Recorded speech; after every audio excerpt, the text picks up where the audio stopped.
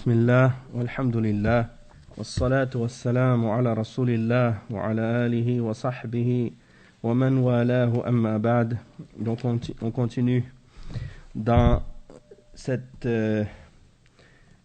lecture de l'explication de la risala du Cheikh Mohammed ibn Ibrahim al-Sheikh rahimahullah, avec les explications du Cheikh Mustafa ibn Muhammad Mubrim hafidhahullah ta'ala, au sujet du verdict de l'islam, au sujet de la célébration du Mawlid, la naissance du prophète Muhammad sallallahu alayhi wa sallam, et du fait que c'est une bid'a, et la réfutation de ceux qui essaient de le rendre licite ou qui essaient de le permettre.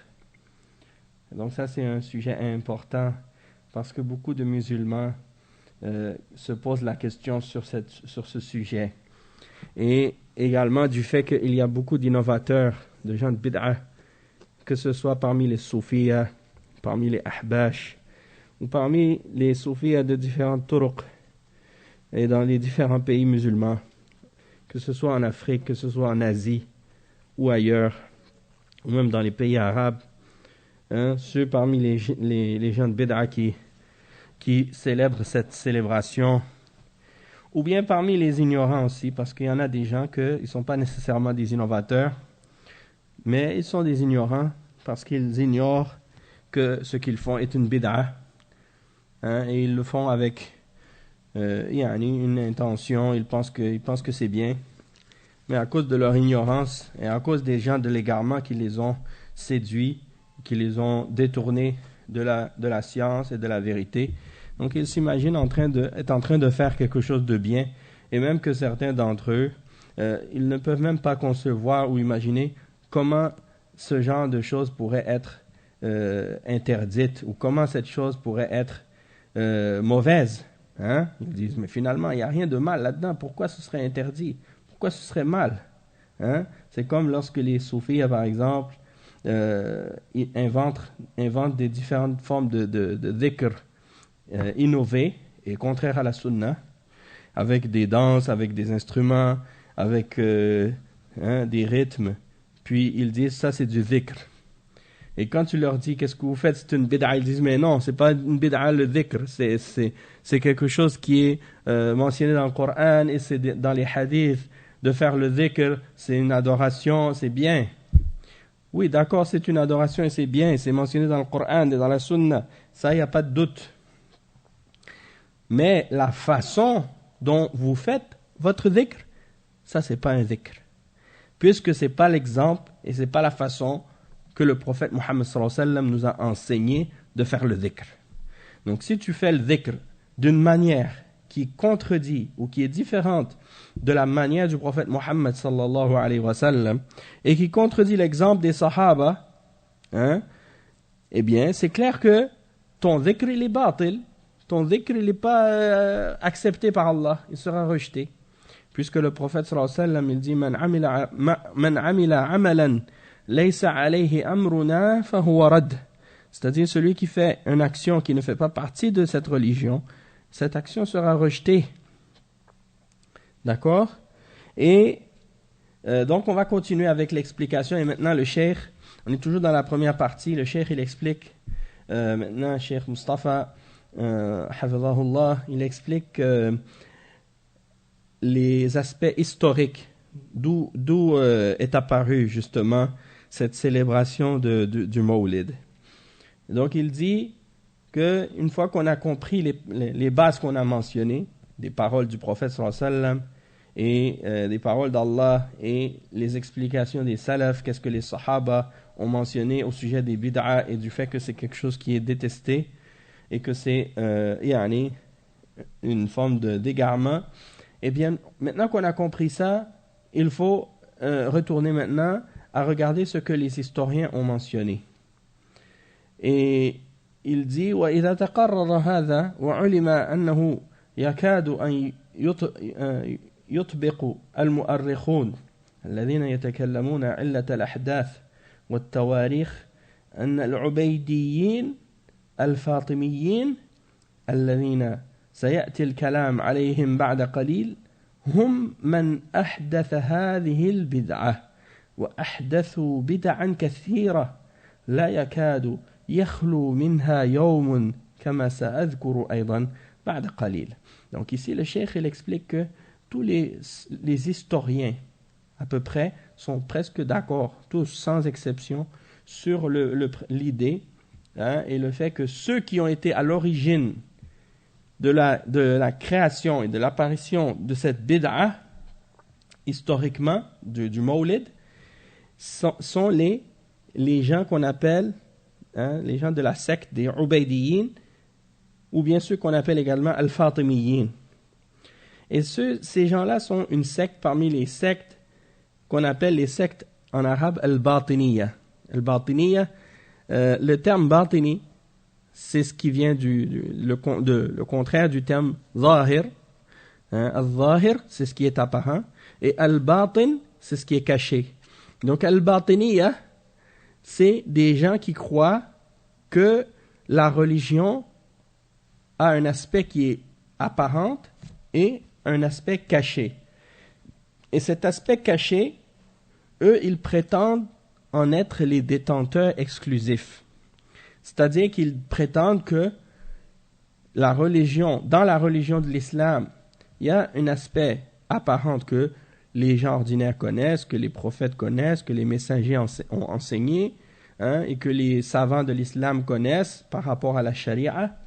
Sauf qu'il y a un autre côté de la religion qui a un aspect secret et caché que personne ne peut connaître, que personne ne peut savoir, excepté ceux qui ont été initiés aux enseignements secrets de leur secte. Et c'est expliqué, ou bien c'est également appelé par un autre terme en français qu'on appelle le terme de l'ésotérisme. L'ésotérisme, c'est l'idée qu'il y a une science de la connaissance de la religion qui n'est pas héritée des prophètes ou qui n'est pas héritée des savants, et que cette science-là, elle est une connaissance mystique, une connaissance qui est révélée à des élus ou à certains individus, et puis que ces gens-là, une fois qu'ils ont cette connaissance-là, ils sont, disons, les détenteurs d'un secret.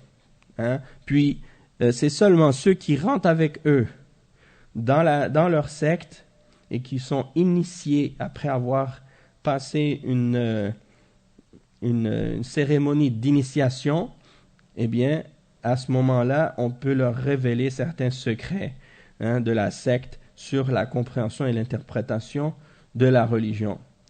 Et ils n'ont pas le droit de révéler, soi-disant, ces secrets de la compréhension de la religion à personne d'autre que ceux qui sont dans leur initiation. Et ça ressemble beaucoup à ce qui est établi dans certaines sectes, que ce soit chez les soufis ou chez les Druze, les Nusayriya, chez les Ismaïliya, également chez d'autres également parmi les sectes comme Al-Qaramita et d'autres également. Donc ces sectes-là sont des sectes sans aucun doute des sectes hérétiques, et même que les ulama ont établi à leur sujet de nombreuses fatwas, et ils les considèrent souvent même plus mécréants et plus égarés que les Rafidah, parce qu'ils prétendent souvent, ils se cachent souvent derrière le chiisme, ils se prétendent souvent être des chiites, et ils se prétendent aussi être des soufis, même qu'ils se sont réfugiés justement derrière le couvert du soufisme, justement, et c'est eux justement qui ont fait en sorte que le soufisme devienne une des grandes sources d'hérésie parmi les sectes d'égarement dans les pays musulmans, justement parce que ces gens-là, ces batiniya, ces ésotériques, ils ont réalisé que dans le soufisme, il y avait une porte pour eux, pour justement se cacher et cacher leurs égarements. Donc ce genre d'initiation, elle existe dans ces groupes-là. Et ça ressemble un petit peu aussi à ce qui existe aussi chez les kuffars, chez les chrétiens et les juifs, et dans d'autres groupes également parmi les religions d'égarement. Et chez les francs-maçons, on retrouve aussi de ce genre de croyances mystiques. Chez les juifs aussi, les kabbalistes. Et également dans d'autres types de spiritualité, comme, disons, les religions grecques de l'Antiquité, et également dans les différentes religions, comme par exemple l'hindouisme et les religions égyptiennes de l'Antiquité aussi, avant l'islam, avant le christianisme, et ainsi de suite. Donc ça fait partie des exemples. Et donc ces groupes-là, c'est parmi ces groupes-là que ces croyances-là sont apparues. Et à un certain moment dans l'histoire, les Batiniyas ont réussi à prendre le pouvoir et le contrôle dans beaucoup d'entre les pays musulmans, le Yémen, l'Irak, le Hijaz, la Mecque et Médine, l'Égypte et l'Afrique du Nord, jusqu'en Algérie, la Libye, l'Égypte. Tous ces pays-là, le nord de l'Afrique, c'était eux qui dirigeaient et qui contrôlaient, et ils ont, pendant un long moment, justement imposé leurs pratiques. Et c'est à leur époque que sont apparus les bid'ah de la construction des mausolées sur les tombeaux et l'adoration des tombes, et également la célébration des différentes fêtes, et de la naissance du prophète sallallahu alayhi wa sallam, et la naissance pas seulement du prophète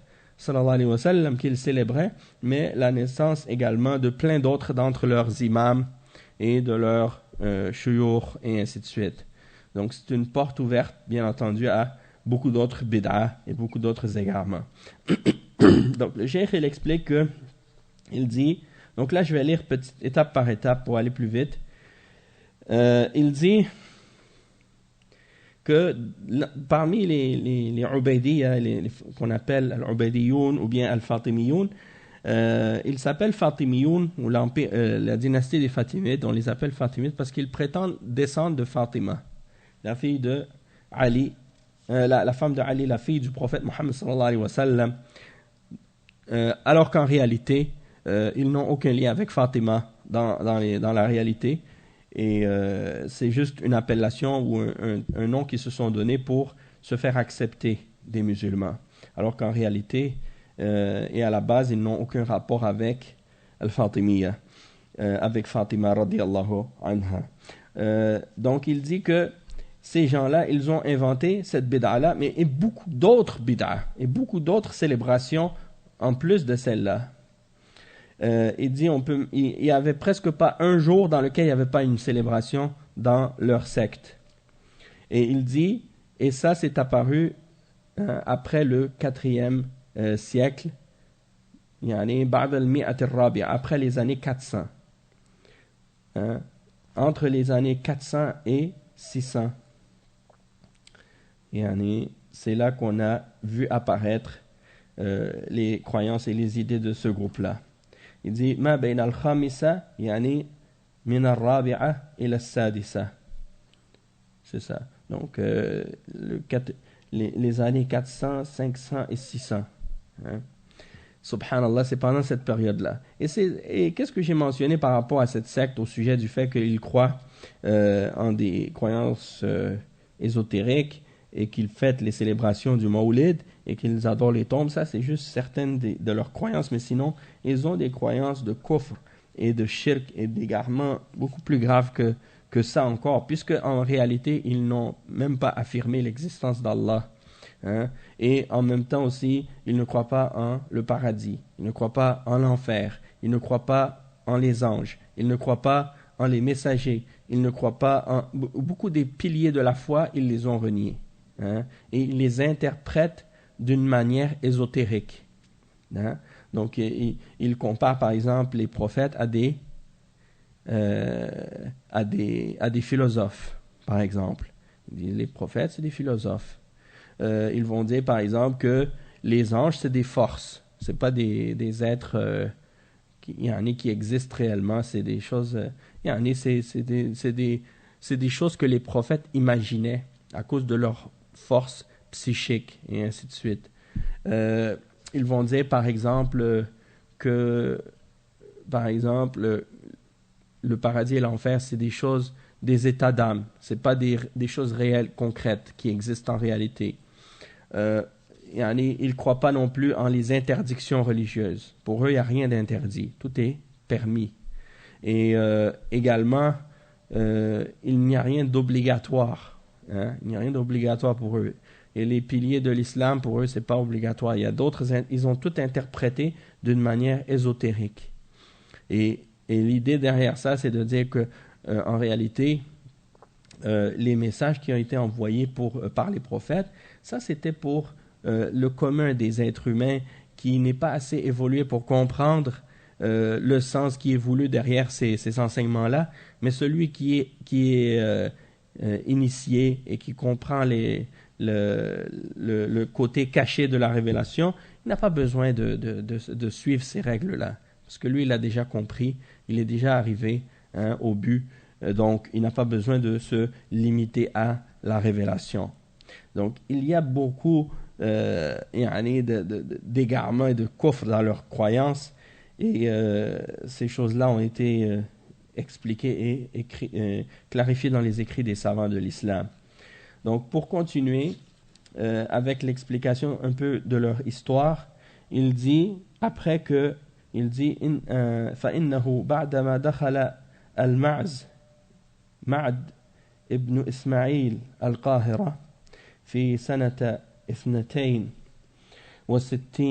و300 وكان ذلك في بداية حكمهم في مصر أحدثت هذه البدع ويعني أحدث الكثير منها وما قاله بعض أهل العلم من أن صاحب إربيل هو الذي أحدث هذا المولد في 106 فهذا ليس بصحيح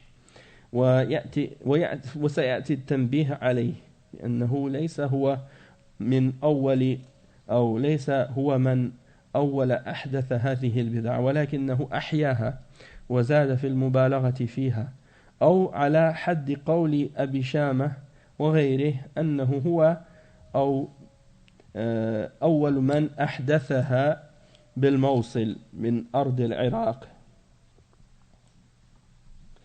أي نعم وكانت تلك الاحتفالات ولكن لم تدخل الموصل إلا بعد ذلك. Donc il explique que Al-Ma'z Ma'd ibn Ismaïl, quand il est entré au Caire en l'an 362, c'est au début de leur contrôle de l'Égypte, quand ils ont commencé à régner en Égypte. Et c'est là qu'ils ont inventé ce genre d'innovation, ce genre de bid'a, le bid'a du Mawlid. Ils ont inventé beaucoup d'autres innovations également. Et ce que certains savants ont dit, par exemple, que Irbil, c'était le premier qui a inventé le Mawlid après l'année 600, ils disent ça, c'est pas exact. Et on va mentionner un point à ce sujet-là plus tard, que c'est pas lui le premier qui a inventé cette bid'a, mais qu'il l'a revivifié, il l'a fait revivre alors que c'est pas lui qui l'a inventé. Et aussi il a ajouté des exagérations à cette célébration-là aussi. Ou comme un autre savant, Abu Shama, l'a mentionné, et d'autres également, il dit que c'est le premier qui l'a inventé ou qui l'a fait rentrer sur le territoire de l'Irak, parce qu'il y avait ce genre de célébration qui était pratiqué, mais ce n'était pas encore rentré dans les différentes villes de l'Irak à ce moment-là, c'est seulement après. Il dit al-Miqrizi fi al-Khitat wal-Athar يذكر كثيرا من البدع والأعياد التي فعلها العبيديون ومنها أي من الاحتفالات التي كانوا يفعلونها كانوا يحتفلون بكل الأعياد التي على وجه الأرض فكانوا يحتفلون بأعياد المجوس والنصارى كعيد النيروز والغطاس أو الغطاس والميلاد وخميس العدس وهكذا يسمونها. ولهم في كل يوم من الأيام بدعة، وهذا موجود في تاريخ المقريزي وفي غيره من كتب التواريخ. إذا علم هذا فإن أول من أحدث هذا الأمر، يعني بغض النظر عن السنة التي أحدثت فيه، هم العبيديون، ولم يكن معروفا قبلهم، وهم بنو عبيد القداح، بنو عبيد القداح، وهم الذين يسمون أنفسهم بالفاطميين، ويزعمون أن نسبهم ينتهي إلى ولد علي ابن أبي طالب رضي الله عنه، وهم كما يقول عامة المؤرخين من أهل السنة وغير أهل السنة أصل بلاء الباطنية وتأسيسها. Donc, l'imam Cheikh Al-Maqrizi, un des savants, il a écrit un livre qui s'appelle Al-Khitat ou Al-Khutat ou Al-Athar. C'est un livre dans lequel il mentionne des questions historiques et toutes sortes de sujets. Et plusieurs ulama se réfèrent à ses écrits parce que il était sur la aqidah, du tawhid et de la sunnah. Donc il a rapporté les éléments historiques d'une manière salafi, d'une manière qui est en accord avec la sunnah. Il a mentionné plusieurs innovations et plusieurs célébrations que les Ubaydiyoun célébraient à cette époque-là. Et parmi ces célébrations-là, il faisait beaucoup de bid'a, pas seulement l'Aïd al-Mawlid al-Nabawi seulement. Non, il faisait en fait toutes sortes de célébrations qu'il célébrait. Et toutes les fêtes qui existaient à cette époque-là, dans les différentes religions, eux, ils les célébraient aussi. Donc, ils célébraient les fêtes des Zoroastriens, les célébrations des chrétiens, le Neyrouz, Noël et tout ça, les fêtes de ces différents peuples, les fêtes des peuples des mouchriquines, toutes les religions, ils les célébraient. C'est un petit peu comme la pratique ou la croyance des gens aujourd'hui qu'on appelle les gens qui appellent à l'unification des religions, qui appellent à dire que oui, toutes les religions sont bonnes, il faut tous s'unir, toutes les religions sont correctes, et ainsi de suite, il faut unir les religions. Donc, ces gens-là, ils avaient cette notion de célébrer toutes les croyances différentes et les différentes fêtes. Et il y a des gens aujourd'hui qui ont cette idée-là aussi, et qui appellent à ces idées-là aussi. Et ils avaient donc, à chaque jour, parmi les différents jours de la semaine, ils avaient des bid'ah qu'ils célébraient. Et ça, c'est mentionné dans le livre de Al-Maqrizi, et d'autres livres également parmi les livres de l'histoire. Et donc, peu importe qui, une fois qu'on sait que les premiers qui ont inventé cette bid'a, peu importe sans tenir compte nécessairement de l'année exacte, mais du moment qu'on sait que ça a été inventé par les Ubaydiyoun, et que ce n'était pas connu auparavant, eh bien ça c'est suffisant pour savoir que c'est un égarement. Et les Ubaydiyoun sont, on les appelle Ubaydiyoun, pourquoi? Parce que celui qui a propagé cette croyance-là, il s'appelait Ubayd al-Qaddah. C'est pour ça qu'on les a appelés al-Ubaydiyoun. Et eux, ils s'étaient nommés eux-mêmes al-Fatimiyoun, pour montrer qu'ils ont un lien, ou pour essayer de prétendre qu'ils avaient un lien de parenté avec Ali radiyallahu anhu et les enfants de Ali avec Fatima radiyallahu anha. Mais la majorité des historiens, parmi les gens de la Sunna, et même les historiens d'autres que Ahl Sunna, ils sont d'accord pour dire que c'est eux qui sont à la base de l'établissement de ces sectes ésotériques et de leurs égarements. Il dit وذلك أن جدهم طيسان المعروف بالقداح كان كحالا يكحل العيون ويقدح العيون يعني قالوا كان مولا لجعفر بن محمد الصادق وهو كان هوازيا وكان ممن أسس دعوة الباطنية في العراق ثم إنه رحل بعد ذلك إلى المغرب وزعم أن نسبه هناك ينتسب إلى عقيل ابن أبي طالب. ثم لما رأى تتابع الرافضة عليه وتهافتهم إليه ادعى بعد ذلك أنه من ولد محمد بن إسماعيل ابن جعفر الصادق فقبلوا منه ذلك وتابعوه عليه. وكان ممن تبعه حمدان قرمط كما يقولون النسابون كما يقوله النسابون أو يعني قرمط كما يقوله اللغويون قرمط أو قرمط وهو الذي تنسب إليه القرامطة يعني أشد أعداء الإسلام.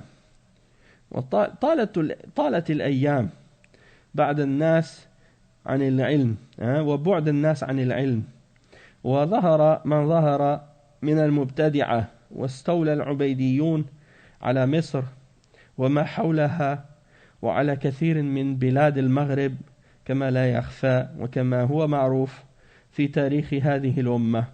ووقع على الأمة البلاء والويلات بسببهم من سفك الدماء واستباحة الفروج وكانوا من أشد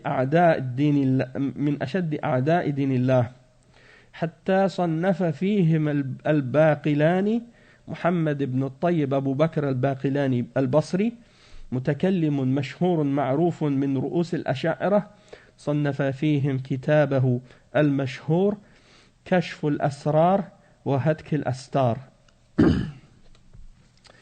Ok, donc pour continuer, je vais résumer ici le cheikh qu'est-ce qu'il explique que Al-Qaddah, leur grand-père Taysan, qui était connu comme par le surnom de Al-Qaddah, ils disent que c'était quelqu'un qui travaillait dans le kuhul ou quelque chose comme ça, puis il était le servant de Ja'far ibn Muhammad al-Sadiq. Et c'est lui qui a été le fondateur de la tariqa ou de la da'wa des batiniya, des ésotériques en Irak. Puis il est parti de là jusqu'au nord de l'Afrique, dans le Maghreb. Et il a prétendu là-bas être descendant de Uqayl ibn Abi Talib. Puis lorsqu'il a vu des Rafidah le suivre, et qu'il a vu que ils ont commencé à le suivre, alors il a prétendu être parmi les descendants de Muhammad ibn Ismail ibn Ja'far al-Sadiq. Et eux, ils ont accepté de lui et ils l'ont suivi.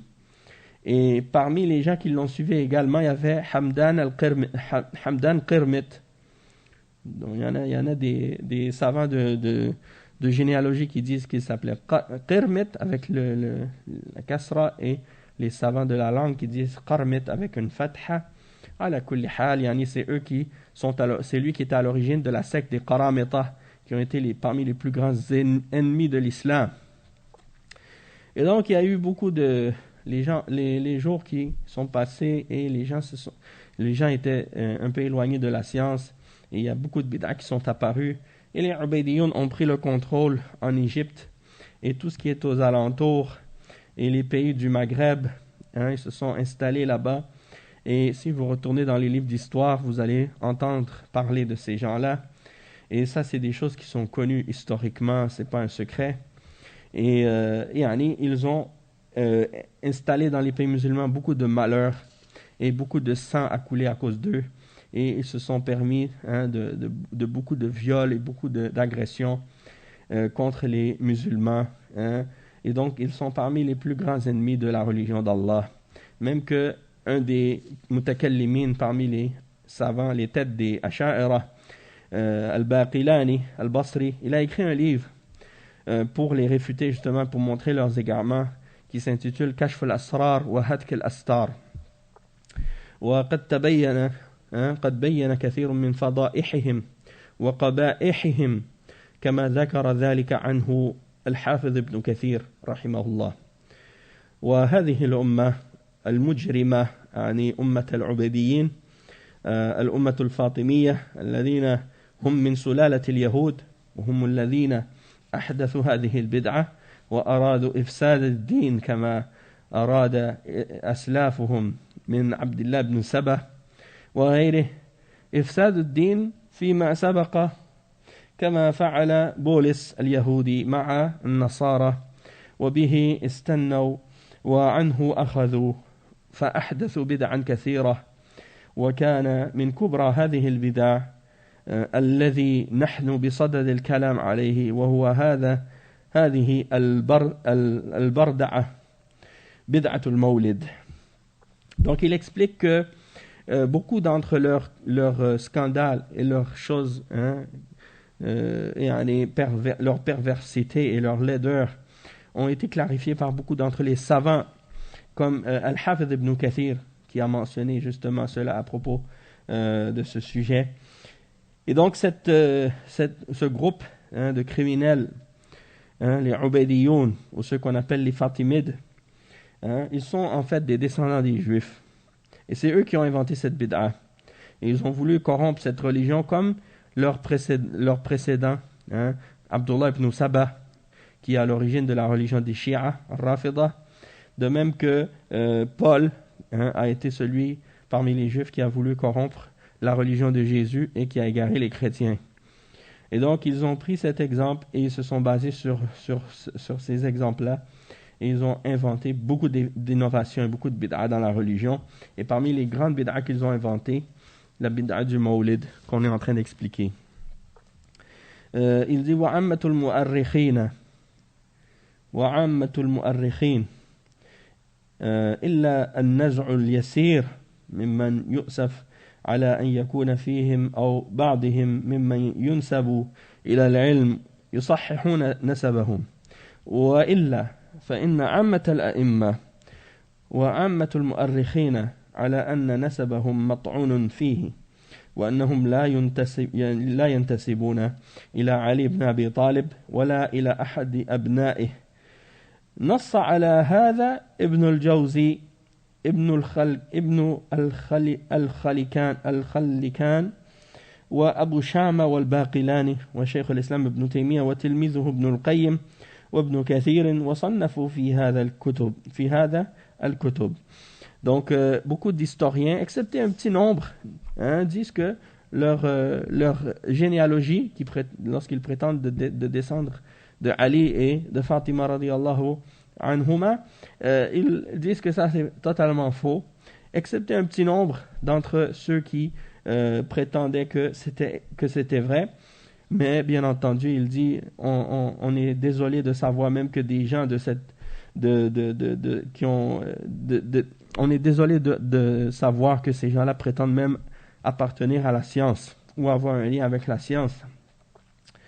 Il dit parce que la question de leur généalogie, c'est clair que elle est inexacte et incorrecte et elle est fausse lorsqu'ils prétendent descendre de cette généalogie de Ali radiyallahu anhu. Et plusieurs savants parmi les imams de l'islam comme Ibn al-Jawzi et Ibn al-Khalikan et Abu Shama et l'imam al-Baqilani, Cheikh al-Baqilani et Cheikh al-Islam Ibn Taymiyyah et son élève Ibn al-Qayyim al-Jawziyya, de même que l'imam Ibn Kathir, ils ont tous écrit des livres pour clarifier ce sujet-là et montrer la fausseté de leurs prétentions. Et il dit وما زال العلماء يبينون الطعن عليهم والطعن فيهم وأنهم لا يمتون إلى أهل البيت بصلة وهذا من باب بيان الحقيقة وإلا فإن الباطل باطل يرد ممن قال به ومن بطأ به عمله لم يسرع به نسبه. وعلى هذا تعلم أن أول من أحدث هذه البدعة في الأمة هم يعني كلهم من يحتفل ومن لا يحتفل يقر بأنها لم تكن معروفة في عهد النبي صلى الله عليه وسلم ولا في عهد أبي بكر ولا في عهد عمر ولا في عهد الصحابة ولا في عهد التابعين ولا أتباع التابعين ولا الأئمة المتبوعين ولا الفقهاء السبعة ولا أصحاب المذاهب الأربعة، بل اعترف أبو شامة أنها إنما أحدثت في زمانه وإن كان ممن يستحسنها. Donc, il explique que les ulama ont toujours mentionné donc les égarements de ces gens-là et du fait qu'ils n'ont pas de lien avec Ahlul Bayt, ils n'ont pas de lien avec la famille du prophète sallallahu alayhi wa sallam. Et ça, c'est uniquement dans le but de clarifier la réalité à leur sujet. Mais sinon, le faux, c'est le faux. Hein? Et on doit le rejeter, peu importe de qui il vient. Et même s'ils avaient un lien de parenté avec Ali radiyallahu anhu ou bien avec Fatima radiyallahu anha, eh bien ça ne pourrait pas les aider en quoi que ce soit au jour de la résurrection, puisque de toute façon leur croyance elle est fausse et celui dont les actions sont mauvais, eh bien son lien de parenté ne peut pas faire quoi que ce soit pour lui au jour de la résurrection.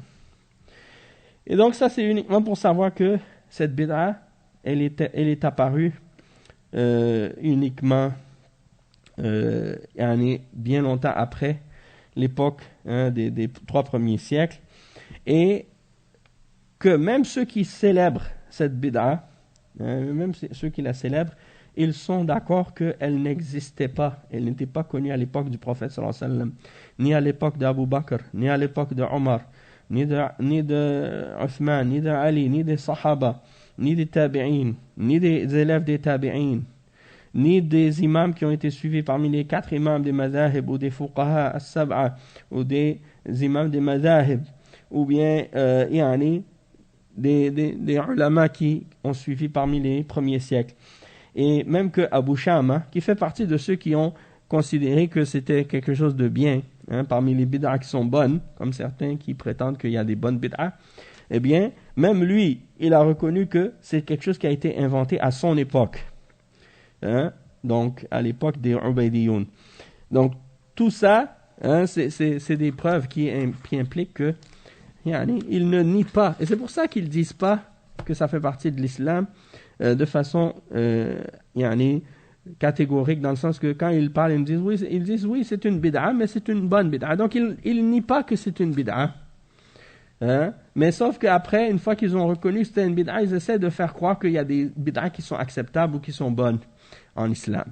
Donc c'est la preuve que ces gens-là savent très bien que ce qu'ils font, ça vient pas du prophète, ça vient pas de l'islam, et que c'était inconnu par les musulmans des premiers siècles, parmi les meilleurs siècles de la Ummah. Ensuite, le cheikh il explique, il dit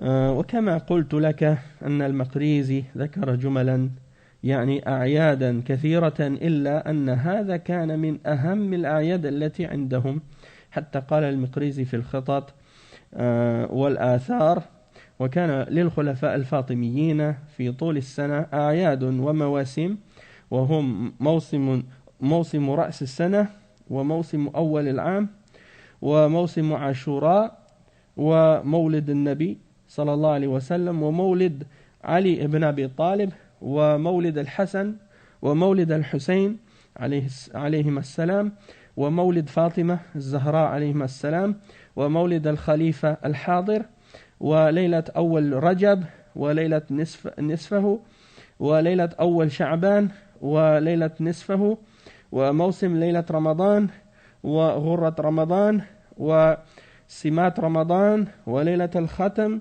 وموسم عيد الفطر، وموسم عيد النحر، وعيد الغدير، وكسوة الشتاء، وكسوة الصيف، وموسم فتح الخليج، ويوم النيروز، ويوم الغطاس، ويوم الميلاد، ويوم العدس، وأيام الركوبات، إلى آخر ما ذكره المقريزي في خطابه.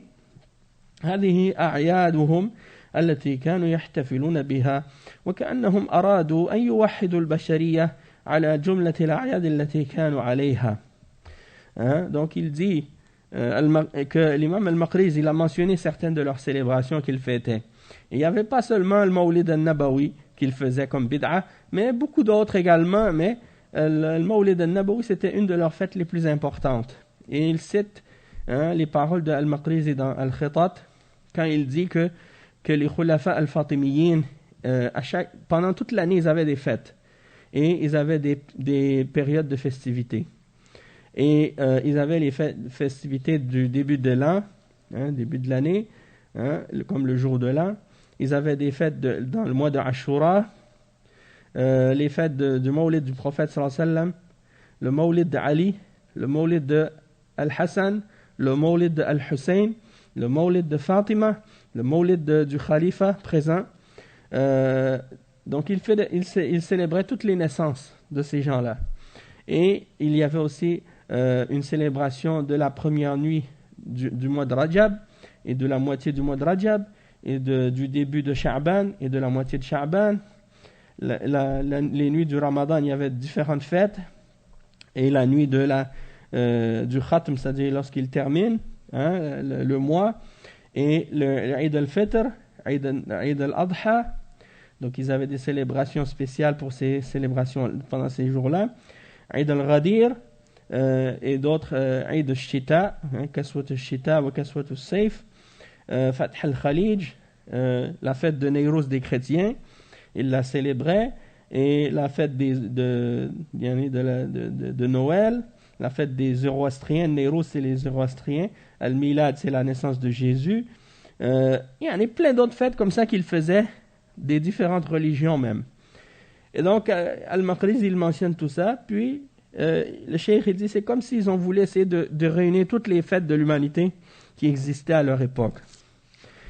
Après il dit فإذا علمت هذا فإنهم قد أحدثوا في هذه البدعة وكان أخذهم لها من جهة النصارى كما هو معلوم.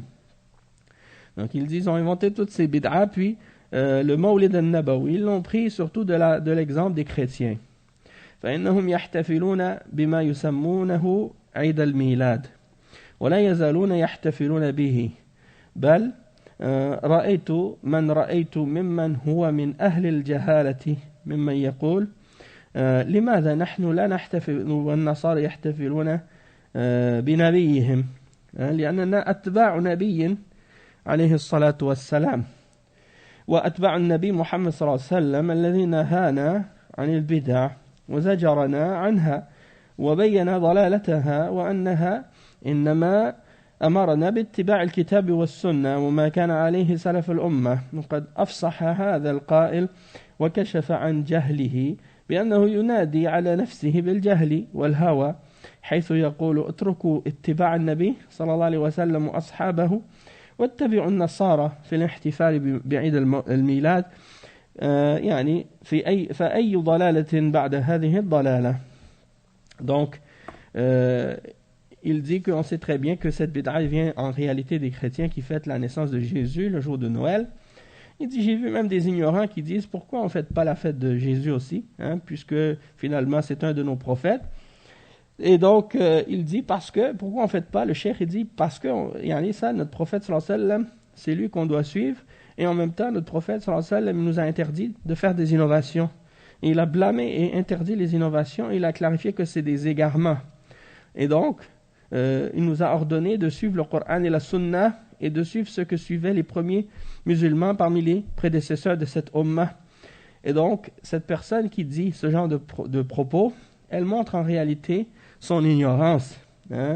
Et elle clarifie qu'elle est une personne qui suit l'ignorance et qu'elle suit la passion en réalité. Et qui dit indirectement, laissez tomber le suivi du prophète, sallallahu alayhi wa sallam, et suivez les chrétiens dans leur célébration de Noël et des choses de ce genre. Donc il dit quel égarement il y a après cet égarement-là. Et on va terminer avec le dernier paragraphe. Le cheikh dit وَمِمَّا ذَكَرْتُهُ لَكُمْ إِن كُنتُ أَعْرَضْتُ عن ذكر نصوص المؤرخين وهي والحمد لله موجودة مدونة ممن سطروا التاريخ لهذه الدولة العبيدية وكتبوا التاريخ بعد القرون المفضلة من أنهم هم الذين أحدثوا بدعة المولد وأنها لم تكن معروفة في الأمة، وأن من اتبعهم على هذا الأمر إما على جهل وإما موافقة لهواه، وأن الصوفية إنما أخذوا هذه البدعة عن الرافضة، ولم تكن هذه البدعة موجودة في أسلافهم الأولين، أعني أسلاف الصوفية، وإنما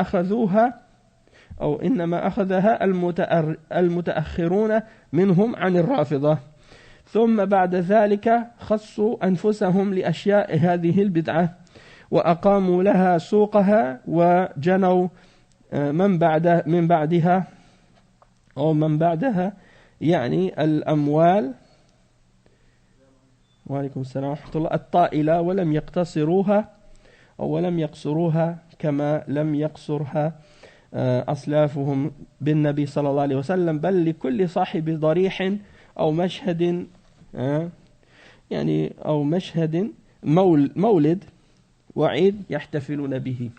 وعلى كل حال هذا الاحتفال يكفي في رده أن النبي صلى الله عليه وسلم لم يفعله لا هو ولا أصحابه ولا الأئمة ولا القرون المفضلة الذين أمرنا باتباعهم وسلوك طريقهم. وبهذا القدر إن شاء الله تعالى سنكتفي في هذا المجلس، ونشرع إن شاء الله في هذه الليلة في الليلة المقبلة بالتعليق على أهم ما يحتاج إلى تعليق من كلام الشيخ محمد بن إبراهيم رحمه الله تعالى وغفر الله له في هذه الرسالة التي سيكون الكلام عليها. وصلى الله وسلم وبارك على عبده ورسوله نبينا محمد وعلى آله وصحبه أجمعين. والسلام عليكم ورحمة الله وبركاته. Donc le cheikh il termine en disant qu'il dit: j'ai pas mentionné tous les textes historiques des savants de l'histoire qui ont mentionné des choses à ce sujet-là. Alhamdulillah, ces livres-là sont présents et tout est écrit. Et l'histoire des Ubaydiyya, elle est mentionnée dans ces livres. Donc, celui qui veut les lire, il peut s'y référer. Et c'est clair que c'est eux qui ont inventé cette bid'a du Mawlid et qu'elle n'était pas connue avant dans la Ummah. Et que, donc c'est ça, les gens les ont suivis dans ça avec ignorance. Et ils ont été d'accord avec eux à cause de leur passion. Et les soufis ont pris cette bid'a des Rafida, des Shia Rafida. Elle n'était pas présente auparavant chez les soufis. Parmi les premiers soufis en particulier, les premiers soufis ne connaissaient pas la célébration du Mawlid. Mais ils l'ont pris des Rafida, puis par la suite, ils s'en sont accaparés. Et c'est eux qui l'ont propagé par la suite. Et ils ont dépensé beaucoup d'argent pour ça. Et ils ne se sont pas limités seulement à célébrer la naissance du prophète sallallahu alayhi wa sallam, mais ils célèbrent également la naissance de toutes les tombes, de tous les cheikhs qui sont enterrés, et ils font une célébration et une fête pour chacun d'entre eux. Et donc il dit, on va s'arrêter ici pour ce qu'il y a de cette explication. Et on sait, c'est suffisant pour nous de savoir que le prophète sallallahu alayhi wa sallam, il n'a jamais fait ni ses compagnons ni les 3 premiers siècles de la Ummah, et qu'on a été ordonné de les suivre, et donc il faut se limiter à ce qu'ils nous ont amené. Et on s'arrête ici donc pour cette première partie, et on continuera dans la suite, Inch'Allah, la clarification de la risala du Cheikh Mohammed ibn Ibrahim à ce sujet. Subhanakallahumma bihamdik, ashhadu an la ilaha illa ant, أستغفرك وأتوب إليك وصلى الله وسلم على نبينا محمد وعلى آله وصحبه أجمعين والسلام عليكم ورحمة الله وبركاته.